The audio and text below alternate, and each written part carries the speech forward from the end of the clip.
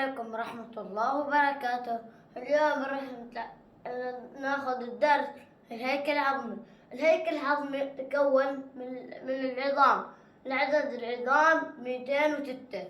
الهيكل العظمي يتكون من العظام الطويلة والقصيرة.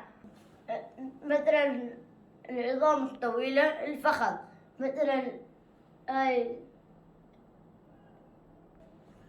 مثلا العظام القصيرة الأصابع.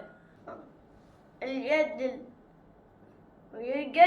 العظام منتظمة غير منتظمة. توجد عظام مسطحة، مثلا القمقمة تحمل عقل.